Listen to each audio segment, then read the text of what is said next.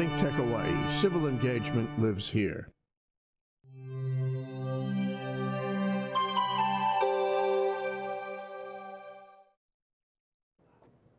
Welcome back to the Cyber Underground. I'm your host, Dave, the Cyber Guy, Dave Stevens. I'm an instructor out at Kapi'olani Community College for the University of Hawaii. And I'm here with my favorite co-host, Hal, the Network Guy. Welcome, brother. Thanks. Good to have you back. Great to be here. Hal teaches with me as well. We teach the cybersecurity curriculum at Kapi'olani Community College, and we do this show quite often to bring people up to date about what they should be worried about and things that keep me up at night, and how to avoid being hacked, which is pretty much what the show is about, right? The latest hacks. This show's about our bitter enemies in our new Cold War. We have two of them. We have Russia, and we have, not surprisingly, North Korea. We haven't heard a lot from China in a long time, which could mean two things. One, they backed off a little, or two, they got really good. And that should be really scary. That's the scary one. That's the scary one. If they're like in there and they're like, no, no, shh, we'll attack later. That's kind of scary. But Russia hit us with VPN filter. Now let's talk about VPN filter. What's going on with VPN filter? What do you hear? What do you know so far? So from what I've been reading, it's targeting primarily consumer grade Wi-Fi router. They call that SOHO, right? Small office, home office. Small SOHO, office, home office. Right. Yep. It actually it's a very sophisticated piece of software. It's not just a simple malware. It has various stages that it can develop different capabilities, and I guess the FBI had sent out a warning telling people that everybody should reboot their router in case they had an infection of a VPN filter. It turns out they've gathered some more information, and they say, oh no, that's not going to work. It actually persists through a reboot. If you want to get rid of it, you may have to actually do a factory reset and reboot, and then you have to completely reconfigure your router again. So well, thankfully you can save the settings, right? Well, most of them. You could save it externally, or you can print it out, or you can probably find a way, to hold on to it. So, but you still have to go back in and reconfigure.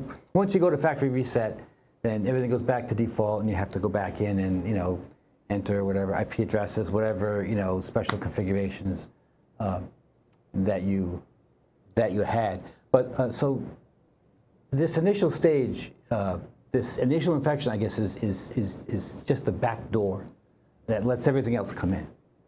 So that's clearly, I mean, the one that you want to get rid of. If you can get rid of that, then most of the other stuff goes away. Probably won't make it to the other stage. But this can do everything from monitoring all the traffic going through your router to actually injecting malicious traffic into your router. So one of the examples I read was that you're on your banking site and it says that shows you that your balance is $5,000 when actually it's zero because they just took it off. But you still see what they want you to see. Right. So you can't trust even what you're seeing coming through your router anymore once you've got this infection. So. Now we should emphasize also, if you're going to factory reset a router, there's two things you should do. One, don't do it over Wi-Fi, because Wi-Fi is going to go away. It's going to be reset to nothing, right? So plug in your Ethernet cord from your laptop or your desktop computer directly into the router. And the other thing is, take the router off the internet. Disconnect that, because when you factory reset, you go back down to defaults. Which probably means zero security setting. Right. It's default username, password. Everybody knows it's admin. Yeah. You don't want the malware to just get right back in again, because that defeats the purpose. Right? So you take it offline first. By the way, at least with my family, tell everybody what you're doing first. Don't just yank it off. I would actually make the recommendation. I think it's a good idea whenever you're doing any kind of reconfigure, any kind of major reconfiguration of your router. It's probably a good idea to do it wired, with a laptop wired to the router, rather than doing it over the Wi-Fi. And if you you're going to do that, then you don't even have to. You can really limit, the admin access and how it's, how it can be connected to in administrative mode and how it can be configured. And it's a little bit more of a pain. You have to unplug it and, plug a cable in and set up a laptop. But it's just a good secure. You can be sure that nothing strange is going on if it's just you and the laptop and your. It's very intimate. Yeah, yeah, it can be intimate. Yeah, I like that philosophy anyway, because we're supposed to exercise least privilege, right, with access control. And so you want to limit what everyone can do on your router. So the administrative stuff should only be you and your router, and nobody else should be able to get on there. And we should also tell you that every once in a while you should go onto your router and check things out. You can do things like see who's got a lease on your DHCP addresses, count how many of them are there, and count how many devices there are in your house.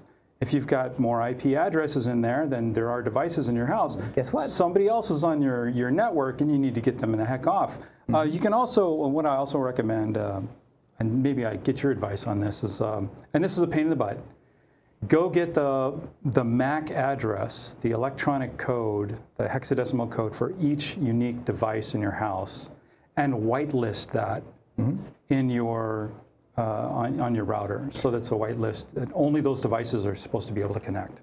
I would absolutely recommend doing that. But if you have a good intelligent router, it will list them for you. And all you need to do is basically enable. Just authorize those. Enable this one, and then disable anything that's not on that list. But now, if only you don't after you've just configured it. I mean, if Yeah. it's been on for a while, again, if you have more MAC addresses than you have devices on the network. I would do this on initial configuration. So set right. the thing up, connect your laptop to it, go on, get the MAC address, add it to the whitelist, and disable everything else. And then the next device that needs to connect, do the same thing.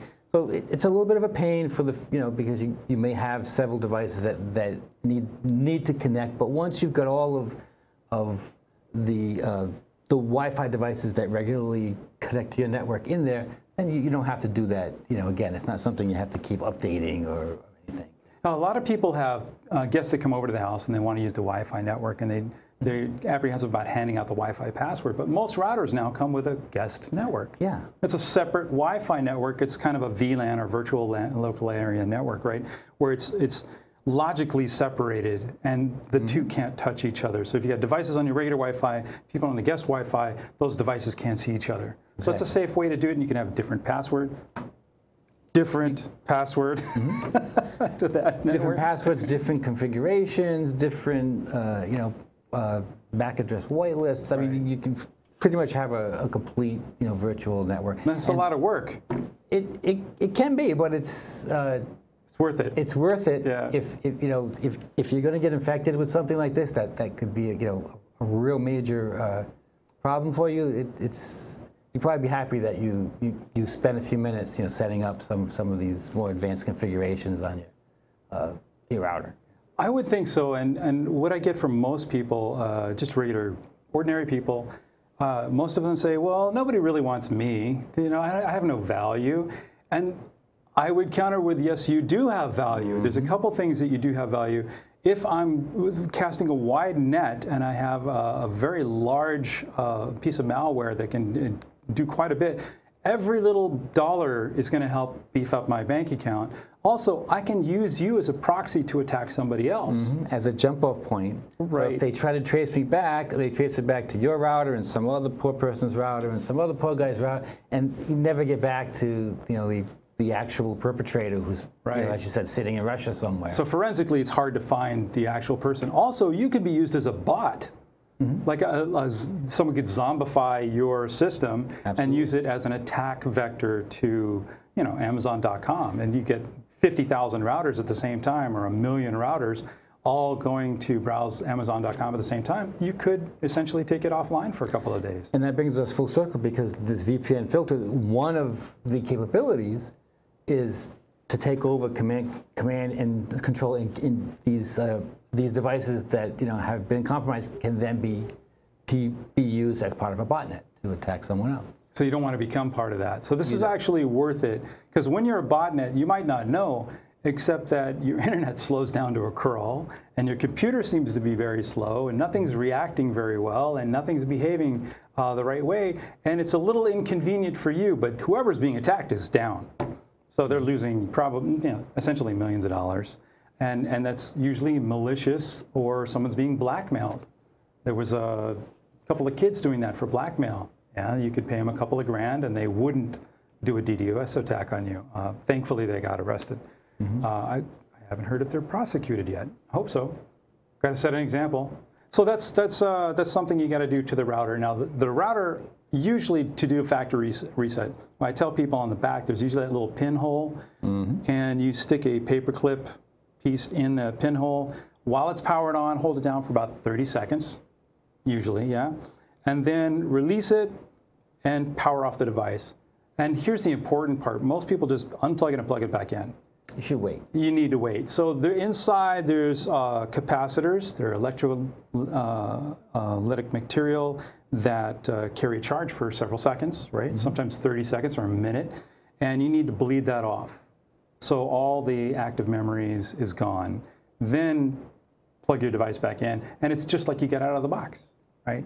Yep. Then, like a Linksys router will let you in the web interface save your settings to a text file in a certain format or an XML file. I can't remember now. But then when you reboot the device after factory reset, you can load those settings back in. Now, I wouldn't recommend doing that, actually. I'd start from scratch. Because you might get settings that were maliciously altered, right? Unless you go through and understand exactly what those settings are and say, oh yeah, I set that. Right. But yeah, if someone had, for example, added extra MAC addresses or port forwarding, or some kind of port forwarding, right? Yeah. And they could get in, or they activated the remote WAN, wide area network remote capability, so you could log in from the internet. If that's active and you don't see that flag, you've just enabled it. Or they could reset your username and password to default. By the way, you've been to Shodan.io? Yeah. It's very interesting. So our audience should know Shodan.io is a website where you can go see all the routers and IoT devices out there that are on the internet, that are actually on the public internet, that have their default username and password enabled, which I think is useful and scary at the same time. Because when you see the IP address on Shodan, you can do a geolocate on that IP address and see where that IP address is. And if you get a little bit more information, you could zero in on that person and hack that person. And that's a terrible thing, but then it's a good thing at the same time. It's one of those conundrums. How do we, it's open source versus keep the secret so no one gets hurt. But if you release the secret, everyone can protect themselves. It would be nice if everybody knew about that site so they would actually go and look and say, oh no, that's me. I better fix that. Right. That's good. That would be hard. Okay, let's talk about the next big threat that's out there right now. And the reason I bring up North Korea all the time is because North Korea, Russia, China, they've all done this. They're attacking. However, they don't attack to the level of, say, a cyber 9/11 event. It's not cyber Pearl Harbor. So the footprint of the attack never sets off those big alarm bells. Oh, we're under attack, it's war. So we're always handling these on a one-off. Like, oh, this is just Sony Pictures. This is just the Office of Personnel Management, OPM. And this is just this company, Home Depot, Target, whatever. But it's a test. Ransomware, let's do this one. Ransomware, when they attacked the UK, they did almost the entire national health system, NHS, over the UK. And they collected a total of, what, $30,000 in ransomware? That's a test. Yeah, they weren't in it for the... They just wanted to know if they could press a button, could they get something done? And it was a successful test. I mean, England should, wake up. You've been probed. It was a proof of concept. It was a good proof of concept. I shouldn't use that word probe. This could have negative connotations. Alien probe. No, okay, we're going to take a little break, come back right after we pay some bills. Until then, stay safe. Hi everyone, I'm Andrea Gabrieli. I'm the host for Young Talents Making Way here on ThinkTech Hawaii. We talk every Tuesday at 11 a.m. about things that matters to tech, matter to science, to the people of Hawaii, with some extraordinary guests, the students of our schools who are participating in Science Fair. So Young Talents Making Way every Tuesday at 11 a.m. only on ThinkTech Hawaii. Mahalo. Hi, I'm Pete McGuinness-Mark, and every Monday at 1 o'clock, I'm the host of ThinkTech Hawaii's Research in Manoa. And at that program, we bring to you a whole range of new scientific results from the university, ranging from everything from exploring the solar system to looking at the Earth from space, going underwater, talking about earthquakes and volcanoes, and other things which have a direct relevance not only to Hawaii, but also to our economy.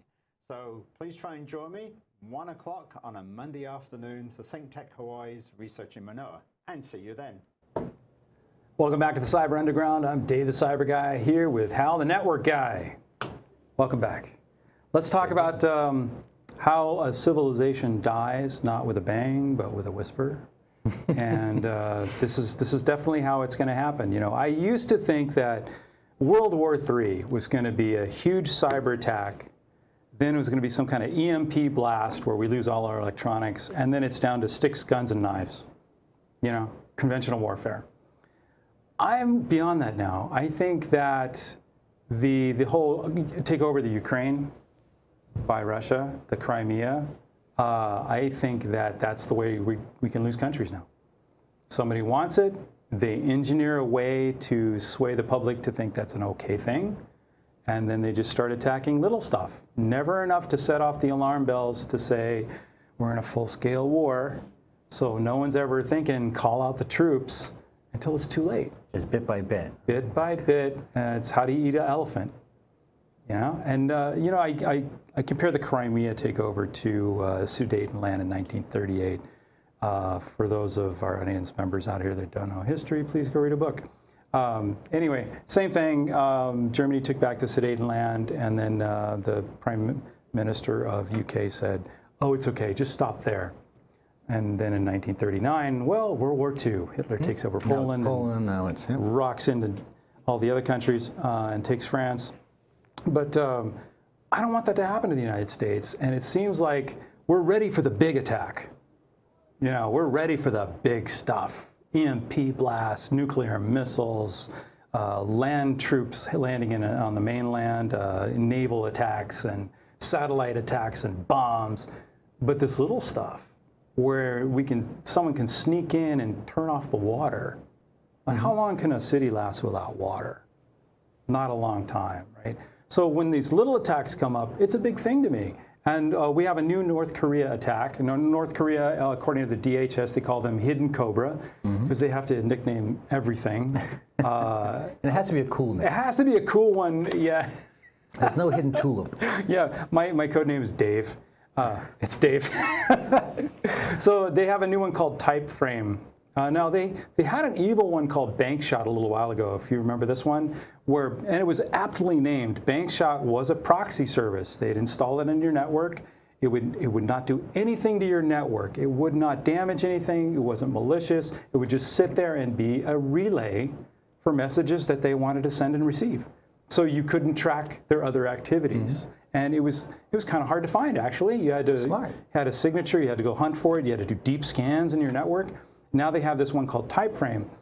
Right now it's a Windows 32 executable, a couple of DLLs, which are dynamic link libraries, the files that end in .dll that are Windows files, and there's a macro virus in a Windows MS Word file. In a Word file, yep. Yeah. So let's talk about Typeframe. What have you learned about Typeframe so far, reading the notifications? Typeframe, yeah, this is from the same group that brought you WannaCry and the Sony attack in 2014. And this again is a pretty sophisticated piece of software. It has multiple capabilities. It can install RAT or remote access Trojan, yeah. Which can be used again as to take over a device, to add it to a botnet. So it has a lot of similar capabilities to what we talked about with VPN filter. From what I had read, this was targeted more, not so much at consumer sites like the VPN filter was. It's more targeted at industrial types of sites. It was looking for certain protocols that are usually associated with more industrial control. But that's really more scary because, as you said, that means this is something that could be possibly used to turn off water, to mess with nuclear plants, any number of things. to turn off the industrial control systems. They called SCADA.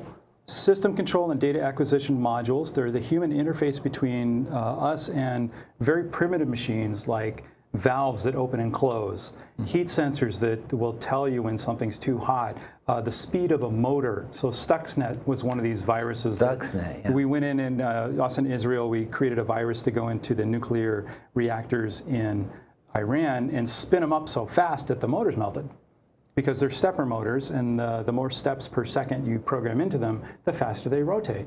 So that's one of the malicious things you could do if you took over SCADA systems. You could also stop water flow, overload water flow, create too much pressure.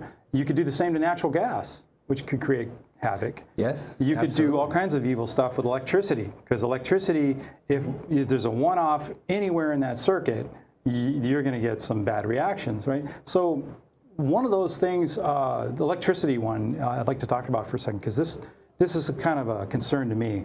I know that just a few years ago, most of the eastern seaboard went down because of a couple of power ballasts went out in, I think, the Ohio region, and that was part of the Virginia grid. And that one blackout, because electricity is in a circuit, right? That was the interruption in the circuit that caused everybody else to go down, and there was no backup. It shocked me that our electrical grid is at such a primitive stage at this day and age that Virginia, the Washington, D.C. area could go down. There's some important places in Virginia. Yeah, that's well, somewhat important. I would say, there's a few people there that might run the country from time to time, and I would think that there's kind of a lot of important computer stuff going on over there. I would think so. Yeah, and I would imagine everyone's got generators, but only for a little while, and this was a couple of days. I mean, and that's, I think it was a tree. It wasn't an attack that they know of. It was just a tree. But these control systems that can be hacked now can be used to turn off electrical grids. Now think about a city with no electricity. Yeah. I don't think I can imagine that. I mean, not during my entire lifetime have I lived without electricity. Have you? Except when you're camping? Yeah, and even then, you usually have your cell phone with you or something. Even when we were kids, we had flashlights with the car.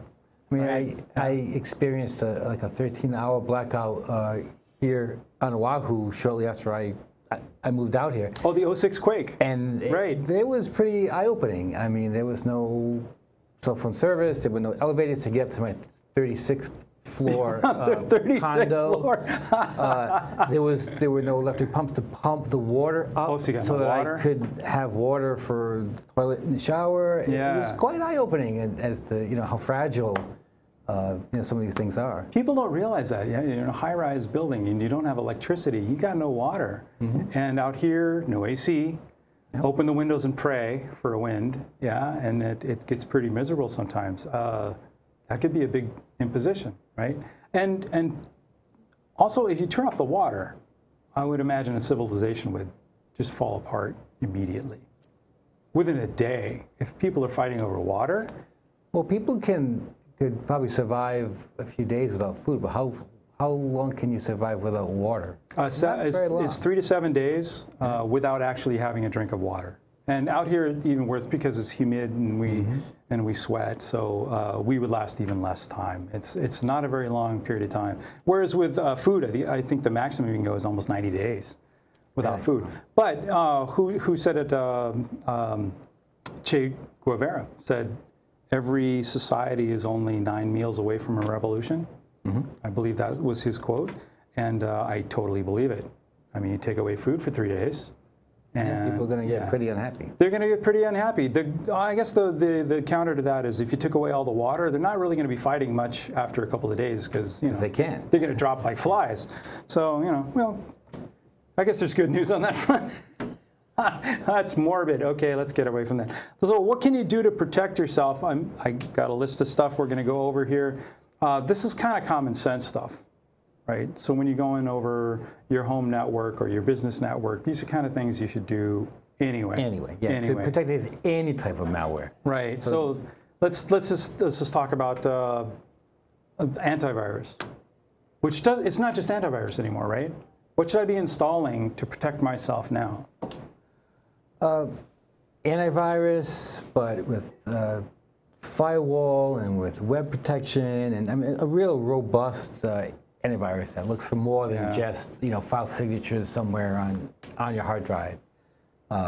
So any of the major antivirus companies, but one of the most important things to do that people don't always realize is that you have to continually update that antivirus. The way that it works is it has a signature for every known malware file, and if you're not updating, then you're not getting the new signatures. That means the newest malware, you're still vulnerable. So it's very important to make sure that you keep it updated all the time. And that's one of the things where our tax dollars are playing in our favor here.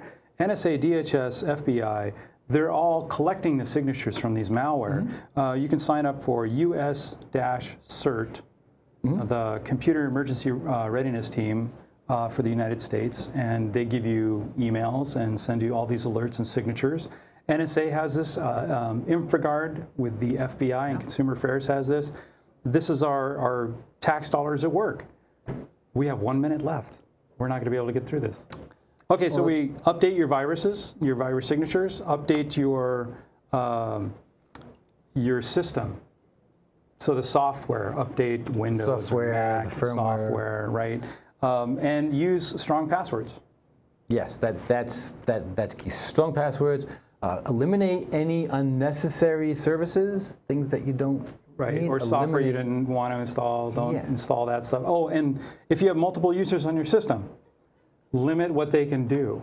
Yeah, don't make everybody administrator. Yeah, just make them users. Don't let them install stuff. Then it's going to surprise you. We're going to have to get back to the rest of this list some other time. Let's do a quick plug for Kapi'olani Community College. We're going to have a Wetware Wednesday, a mixer for all the software and IT people on Halloween. On Halloween. On Halloween, it's going to be great. We're going to keep up with that, and we got the cybersecurity program starting up in fall again. We're doing all our cybersecurity classes, and our ethical hacking class is going to be doing an actual penetration test. Nice. So hopefully someone's listening out there will sign up for one of those classes. I'll just get more students involved, and you'll be teaching the cybersecurity fundamentals and networking. Yep. We're going to have a great time. Thanks for being here. Look forward to it. Thanks for joining us, and we'll see you next time on Cyber Underground. Until then, stay safe.